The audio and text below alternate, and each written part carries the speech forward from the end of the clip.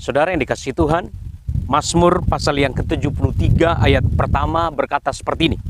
Sesungguhnya Allah itu baik bagi mereka yang tulus hatinya, bagi mereka yang bersih hatinya. Asaf berkata dalam Mazmur pasal 73, dia berkata sesungguhnya Allah itu baik bagi mereka yang tulus hatinya. Saudara, kalau kita membaca Mazmur pasal 73 ini, ayat berikutnya, sebenarnya Asaf ini sedang mengeluh karena dia berada dalam satu tekanan.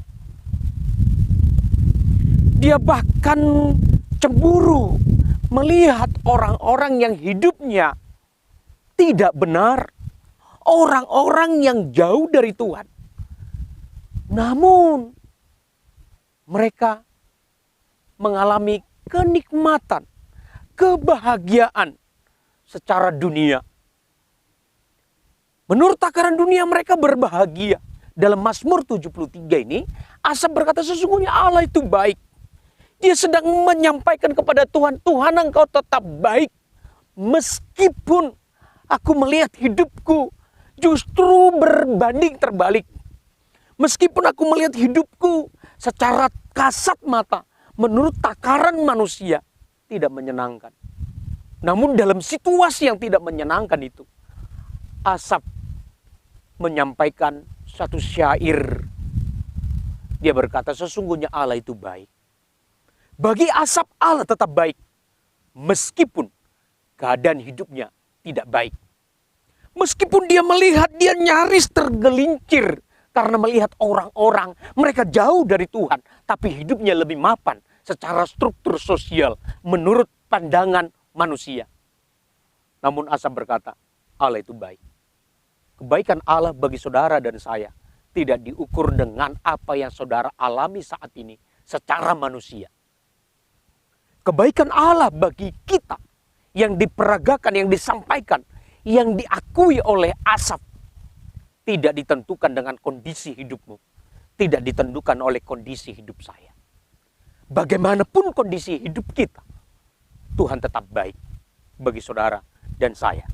Ingatkah Bapak Ibu Saudara tentang kisah Ayub? Ayub nyaris kehilangan semuanya. Anak-anaknya direnggut daripadanya.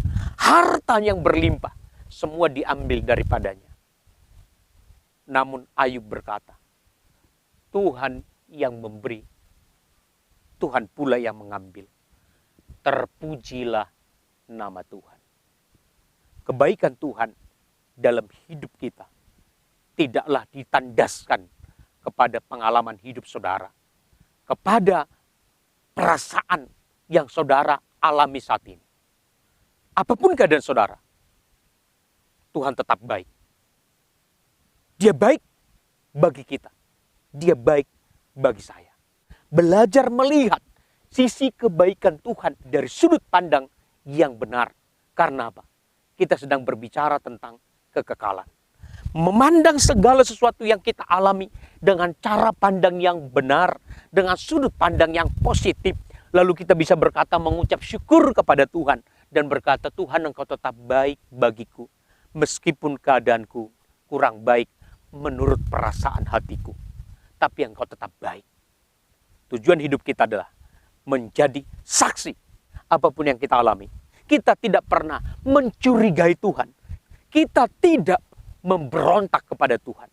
Apapun yang kita alami, kita tetap berkata, Tuhan, engkau tetap baik bagiku. Maka hidup saudara akan menjadi kesaksian. Maka saya yakin, iblis pun akan melihat saudara adalah merupakan contoh orang bertuhan yang benar-benar benar. Tuhan Yesus memberkati.